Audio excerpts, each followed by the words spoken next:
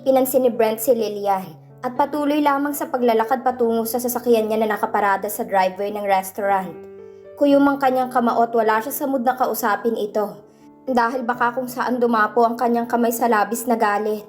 Nagpupuyos siya sa dating kasintahan dahil sa ginawa nitong pagsira sa dapat sana'y maayos na gabi nila ni Arlena. At kung nararamdaman man ito ang galit niya, ay mas makabubuting lumayo ito sa kanya. Ngunit dahil ito ay si Lillian na isang abogado at ayaw magpatalo, alam niyang hahaba ang gabing yon sa kanilang dalawa. "Talk to me! What is there to talk about?" Hindi niya hinarap si Lillian dahil tiyak niyang mandidilim lang ang kanyang paningin. "You ruined everything, Lillian." "Sigurado ka ba sa sinasabi mo? Ako ba talaga o ang babaeng yon? Kaya ba nanlalamig ka sa akin dahil may babae na nagpapainit sa'yo?" As much as he wants to avoid Lillian, her using Arlena triggers him to the core. Mabilis siyang humarap rito at malalaki ang hakbang na nilapitan niya si Lillian. Pinipigilan niyang sarili na sakalin si Lillian. "Don't you ever!" Duro niya sa mukha nito. "She is not like that compared to you." Sarkastiko itong natawa pero nagbabadya ang mga luha sa mga mata nito. "You never defend me like you did to her. Never in our relationship have I ever heard you protect me. Even from your family." Matagal nang may lamat ang relasyon natin. Bago pa pumasok si Arlena sa buhay ko. Malamig na aniya. "To tell you the truth, Arlena came into my life first." Nakikita niya sa mga mata ni Lillian ang sakit dahil sa sinabi niya, pero wala siyang pakialam. Mas mabuting malaman na nito kung hanggang saan lang ito sa buhay niya at sino talagang nagmamay-ari ng puso niya. "She never left my mind and you were just a distraction." Kibit-balikat na sabi niya, dahilan para bumugso ang emosyon ni Lillian. Ang kaninang tapang na nakapaskil sa mukha nito ay tuluyang natunaw sa labis na sakit. "Binigay ko naman lahat. Mapasaya ka. Luho mo, but never your heart." Putol nito sa kanya. "The only thing I truly wanted." Hindi siya nakapagsalita. Marahil ay meron din siyang pagkakamali sa kanilang naging relasyon. At medyo naiintindihan niya kung saan ito nanggagaling. Ang kanilang relasyon ay casual lamang. Naghihiwalay man ay nagkakabalikan rin. Dahil pareho silang may kailangan sa isa't isa. Para sa kanya, sa loob ng 3 taon ng kanilang relasyon, ay nasanay na lamang sa presensya ni Lillian. Pero kahit na anong gawin niya, hindi niya nagawang ibigay rito ang kanyang pagmamahal. Isang bagay na madali lang para kay Arlena na makuha. Iyon ang kauna-unahang pagkakataon na makita niya si Lillian sa ganoong sitwasyon. Ang Lillian na kilala niya ay matapang, sa korte man o di kaya ay sa ibang bagay. Seeing her genuinely cry in front of him makes him realize he hurt her too. But nothing can hurt him the way he saw how hurt Arlena was after Lillian told her about the vasectomy. Oo, noon ay naisip niya na gawin iyon dahil wala naman talaga siyang plano na magkaanak kay Lillian. Hindi niya nakikita ang sarili na maging isang ama dahil na rin sa kanyang mga problema. Pero ngayon na bumalik na si Arlena, ay napagtanto niyang hindi masama ang mangarap na magkaroon ng mga anak. At nasira lahat ni Lillian iyon. Kaya kahit gusto niyang kaawaan ito ay mas nangingibabaw ang galit niya rito. "You're right. I never truly love you. I thought you knew that." Sigaw niya rito. "Bullshit!" Angil nito. "Babae ako, Brent. I want to feel wanted and loved. Yes, I may use your money for my pleasure. But deep down in me, what I really want is for you to spend time with me. Nag-expect ako sa relasyon natin. Kasi karapatan ko yon. Girlfriend mo ako." She cried. "You never take me on a date. Siguro sa bar kapag gusto mo makapaglasing. But never in a fancy restaurant like this." Nang makita ko yung mga bulaklak doon, mahinang dumaing si Lillian. Saka nito sinabunutan ng sariling buhok upang doon ituon ng galit. "I want to scream at you. I know you are seeing someone. But it hurts to see it with my own eyes." Imanestra nito ang kabuuan niya. How she can easily wrap you around her little finger. How someone like you can easily beg for her forgiveness. Those things you did for her. I wanted it too. Umiling siya. Hindi matanggap na sa kabila ng pagsira nito sa dapat sana'y pag-aayos nila ni Arlena, ay gusto pa rin nitong pansariling kapakanan. "You ruined my last chance with her. You have no idea how fucked up you made me right now. And how I fix it, I don't know. Nilapitan niya ito at matalim na tinitigan. Tiim ang baga. I don't want to see you ever again, Lillian. Whether it's a coincidence or not. I want you gone the moment I see you around. Bago pa makapagsalita si Lillian, ay tinalikuran na niya ito. Mabilis siyang sumakay sa kanyang sasakyan at bago pinausad iyon, ay tinanaw muna niya ang restaurant. Umaasang bago siya umalis ay makita man lang niya si Arlena at masiguro na maayos na ito. God, how he wants to go back, run to her and hug her. How he wishes to comfort her and explain everything. Tell her how he loves her so much. Pero pahuhupain muna niya ang sama ng loob nito. Hahayaan muna niya na mapag-isa ito at iiyak ang lahat. Pagkatapos na yun ay gagawa siya ng paraan para muli silang magkausap. Sinalubong siya ni James nang makauwi siya sa kanyang bahay. Pero nilampasan niya lang ito bago pa ito makapagtanong sa kanya. Dali-dali siyang nagtungo sa itaas ng kanyang kwarto at pabagsak niyang isinara ang pinto at hindi niya binuksan pa ang ilaw. Nagtungo siya sa malaking cabinet kung saan naroon ang kanyang mga inumin at kumuha ng vodka. Hindi niya iyon isinalin sa baso ng buksan. Mula sa bote nilagok niya iyon hanggang sa maubos. Nagbabaka sakaling mapawi nitong sakit sa kanyang puso. Pero mas lalo pang nadagdagan iyon at hindi na niya napigilan pa ang umiyak. Hindi na siya bata para umiyak. Pero hindi niya kayang kimkimin ang sakit na nararamdaman at gusto niya iyong ilabas. Bumukas ang pinto at pumasok si James. May dala itong brown A4 envelope at isang pink photo album. Salubong ang kanyang kilay habang pinagmamasdan ito na maglakad palapit sa kanya. Mr. Tucson, the report you asked me on Arlena and her twins. Sabi ni James, saka iniabot sa kanyang envelope. Ibinaba niyang hawak na bote sa sahig saka kinuha ang envelope. You took your time. Bulong niya. Miss Buencamino keeps her twins out of the spotlight. And she doesn't seem to have any social media other than her Instagram account. Anito saka ipinakita sa kanyang photo album. Anong nahanap mo? Tanong niya pero ang kanyang kamay ay pinupunit na ang envelope at ilang segundong nakaraan ay nakaharap na niya ang katotohanan. Nang hugutin niya ang papel sa loob niyon na naglalahad ng mga nakaraang relasyon ni Arlena at ang DNA report at birth certificate. Tumungo muna si Brent sa mga nakaraang relasyon ni Arlena. Kumunot ang kanyang noon nang makitang dalawa lamang ang pangalang naroon. Isang Jake na sa pagkakatanda niya ay muntik nang makasal kay Arlena. At sa mga sandaling yun ay para siyang sinagasaan ng trend sa realisasyon. Hindi na niya kailangan pang tingnan ng DNA test o ang birth certificate at photo album na nakapatong sa mesa. They're mine. Anunsyo niya. Ang kanyang boses ay kakaiba ang puwang na para bang nanggaling sa ibang lugar. Tumango si James. Congratulations, sir. Lahat ng ebidensya ay nagtuturo na ikaw ang ama. Kahit na alam na niya o suspetsyang sa kanyang dalawa, pero sa nakakamanghang sandali, hindi niya maiproseso sa kanyang isip ang sinabi ni James. Ngunit iyon ang paulit-ulit na umaalingaw-ngaw sa kanyang pandinig. Oh God! Ungol niya na parang ibang nagmamay-ari ng kanyang boses nang tumayo siya mula sa kanyang kinauupuan. Nakaramdam siya ng hilo, hindi dahil sa alak na kanyang ininom, kundi sa nakakalulang balitang iyon. Focus, aniya sa sarili habang naghahanap ng makakapitan. Ngunit dahil mas malapit si James sa kanya, ay dito siya kumapit. Ayos ka lang ba, sir? Tanong ni James na may pag-aalala sa mga mata. Kita ni Brent ang paggalaw ng labi ni James, pero hindi niya naririnig kung anong sinasabi nito, maliban sa malakas na pagtibok ng kanyang puso, habang sinusubukang habulin ng milyon-milyong tanong na tumatakbo sa kanyang isip. Hindi ako makahinga. Natatarantang aniya habang hinahaplos ang dibdib.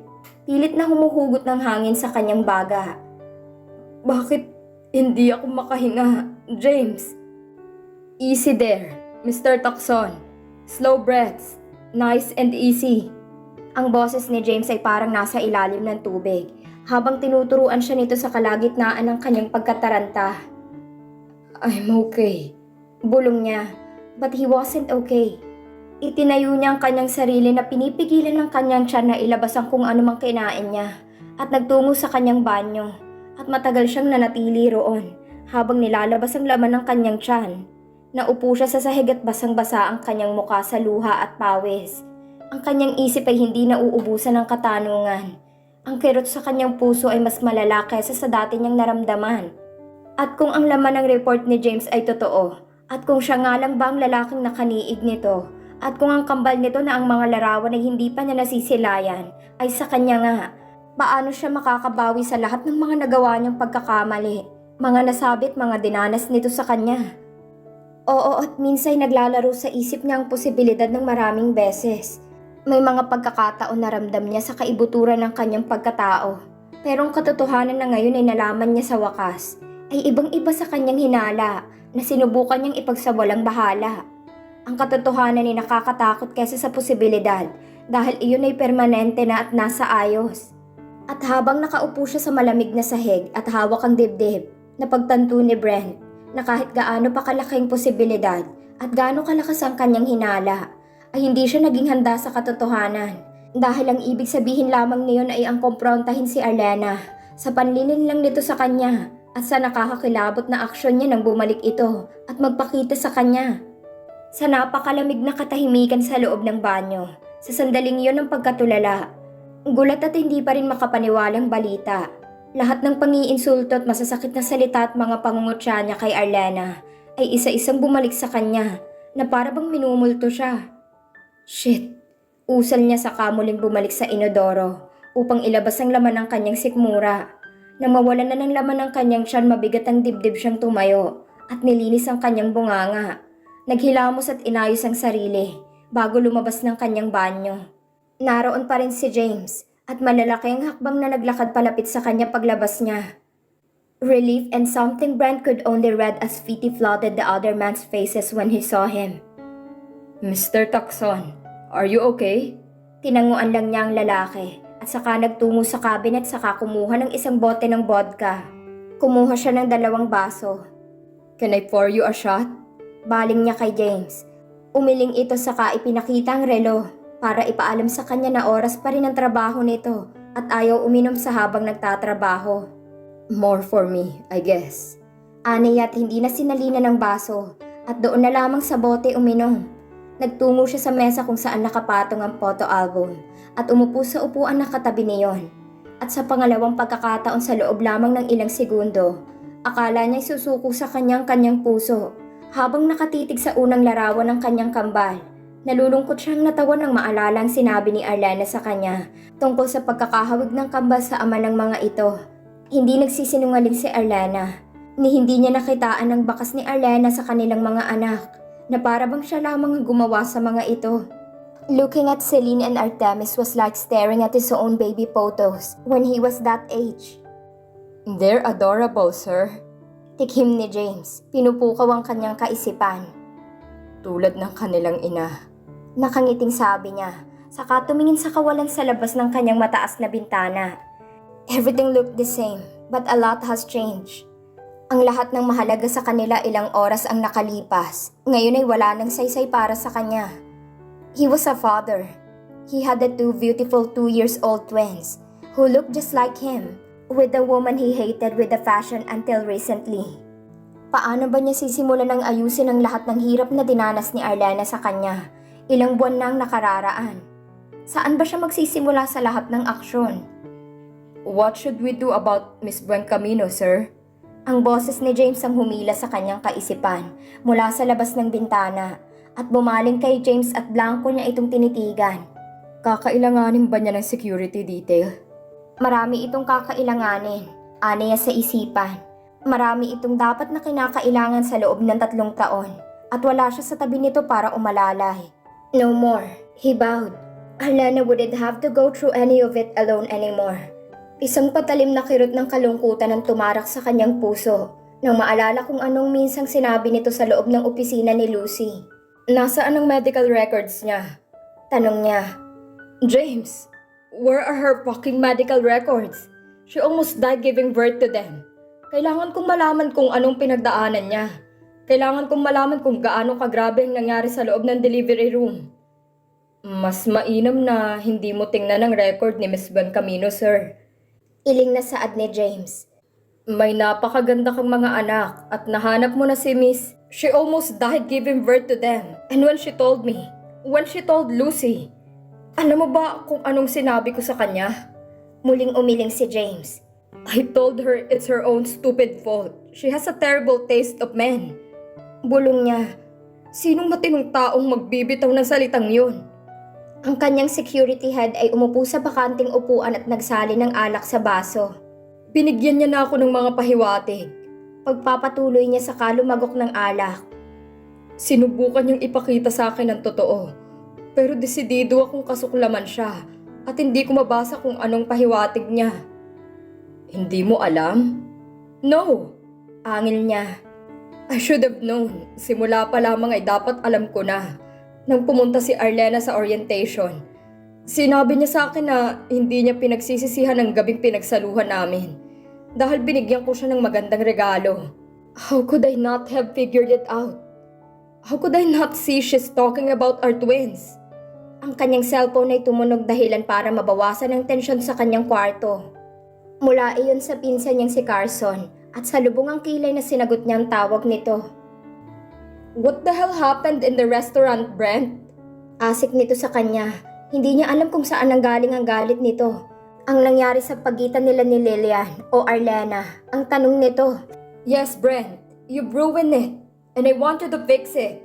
Talk to Sophia and apologize for what you did. Anito saka ibinaba ang tawag. Naguguluhan siyang napatitig sa kanyang cellphone. Saka nag-angat ng tingin kay James. Nagkibit lang ito ng balikat at napabuntong hininga na lamang siya. This stays between us. You cannot tell anyone about this, especially my parents and sisters. Aayusin ko muna ang problema namin ni Arlena. She's very impulsive, and if she feels threatened and frightened or pressured in any way, she'll run. And I can't have that, James. I want to keep my family close to me. Of course, Mr. Tucson. 1 week later.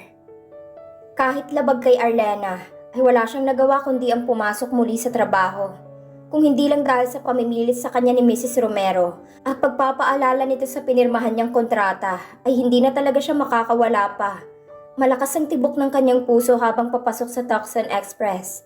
At hindi na siya nagulat nang dumugan siya ng mga nag-aalalang empleyado. Maliban sa 5 reception na halatang walang pakialam sa kanya. At ilan sa mga empleyado sa ibang palapag ay labis ang pagpapasalamat ng iba na maayos na siya. Nagpasalamat siya sa mga ito bago tumungo sa kanyang maliit na opisina. Natigilan siya nang makita ang iba't ibang uri ng bulaklak, stop toys at mga cards na nasa kanyang lamesa. Napangiti siya habang binabasa ang mga get well soon cards na nanggaling sa mga empleyado. Pagkatapos na yun ay itinabi niya ang mga bulaklak upang makapagtrabaho siya. Hindi niya alam kung ilang oras nang nakalipas dahil nababad siya sa kanyang mga naiwang trabaho. Gusto lang niyang matapos yun para makauwi ng maaga. Kaya naman hindi niya napansin na may mga matang nakamasid sa kanya at tahimik siyang pinapanood. Kung hindi pa niya narinig si Kate na tawagin ito, ay hindi pa mapupukaw ang kanyang atensyon. Mr. Tucson, you have a lunch meeting with your parents at... Nag-angat siya ng tingin at napakurap nang makita si Brent na may matalim na tingin kay Kate. Sorry sir, nakatungong ani Kate. Hindi niya alam kung anong gagawin sa mga oras na yon. Hindi pa siya handang kausapin si Brent dahil sariwa pa sa kanyang revelasyon ni Lillian. Pero dahil nga natatrabaho siya sa kumpanya nito, ay hindi malabong magkita sila ni Brent. Pero hindi niya akalaing kusa itong pupunta sa kanyang opisina. Iniwas niya ang kanyang tingin nang muli nitong ibalik sa kanyang mga mata. Sinikap niyang hindi ito pansinin. At sa tuwing makikita niya mula sa gilid ng kanyang mga mata ang paggalaw nito, ay hindi mapigilan ang puso niya ng mabilis na tumibok. Kung hindi lang siya galit rito, ay baka naglaway na siya sa napakagwapo nitong itsura. Marahil ay naubusan na ito ng pasensya nang naglakad ito papasok sa kanyang opisina. Hindi nakatakas sa kanyang pandinig ang pag-ingos nito habang itinatabi ang mga bulaklak. Umupo ito sa visitor's chair. Let's talk, Arlena. I am busy, sir. Malamig na tugon niya. Tumayo siya at tinalikuran ito. Kunwari ay kukuha ng bond paper sa kanyang cabinet. Don't ignore me, please. Baka sa tono nito ang frustrasyon. Kailangan nating mag-usap. Marami tayong dapat pag-usapan. Mga bagay na kailangan kong malaman dyan sa bibig mo. Arlena, talk to me. I know you are upset. For what? Baling niya rito. Malamig ang kanyang emosyon. Hindi niya hahayaang makita nito kung ano talaga ang tunay niyang nararamdaman. Sa nakalipas na 2 linggo, ay halos lunurin niyang sarili sa sakit na nararamdaman sa kanyang dibdib. Bawat pagtulog niya o sa pag-iisa niya, ay dinadalaw siya ng alaala ng gabing yon. At dahil ayaw niyang maapektuhan ang kanyang mga anak, ay sinikap niyang ipakita sa mga ito na maayos siya. Nagpapasalamat rin siya sa mga magulang niya, mga kaibigan, kay Brenda at sa kuya niya, na palaging umaalalay sa kanya kung nangingibabaw ang kanyang emosyon. She was an emotional wreck at that time, and she couldn't handle herself every time she was alone.